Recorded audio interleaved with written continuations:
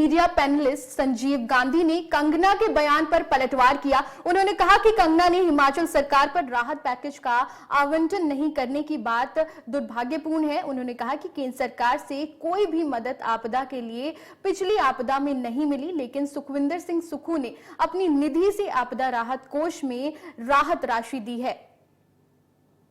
गंभीर और इंपॉर्टेंट मुद्दे पे आज मैं आप लोगों को सच्चाई शेयर करना चाहता हूं। अभी रिसेंटली हाल ही में कुछ देर पहले मैंने अभी एक वीडियो देखा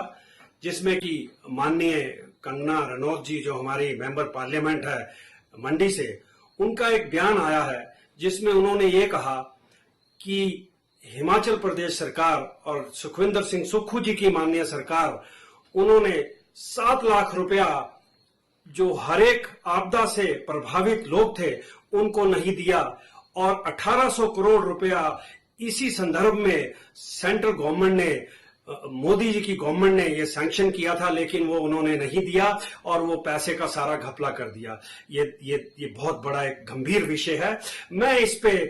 थोड़ा सा ये कहना चाहता हूं कि हमारी जो माननीय मेंबर पार्लियामेंट है मंडी से कंगना रनौत जी, उनसे मैं एक रिक्वेस्ट करना चाहता हूं कि आखिर चलो उन्होंने कुछ कंसर्न तो दिखाया, भले वो देर ही आई, लेकिन आपदा प्रभावित लोगों में आई उनका हालचाल पूछने। लेकिन मैं उनसे एक रिक्वेस्ट ये करना चाहता हूं कि कृपा करके 2023 में जो हिमाचल में आपदा आई थी, बहुत बड़ी आपदा जिसमें करीब 21,000 करोड़ से ऊपर का लॉस हो गया, 500 से ऊपर जाने चली गई और पहली बार सेंचुरी की पहली आपदा आई थी, उस आपदा के लिए अगर सेंट्रल गवर्नमेंट ने कोई फंड्स या कोई इस तरह की नोटिफिकेशन जारी की है तो वो 2023 की नोटिफिकेशन वो मीडिया से शेयर करे, हमारे से भी शेयर करे कि ये 1800 करोड़ रुपए माननीय मोदी जी ने उस टाइम पे जो है वो हिमाचल सरकार को 7-7 लाख रुपए लोगों को देने के लिए सैंक्शन किए थे। तो ये बात जो है वो एक तो पहले वो मेरी रिक्वेस्ट है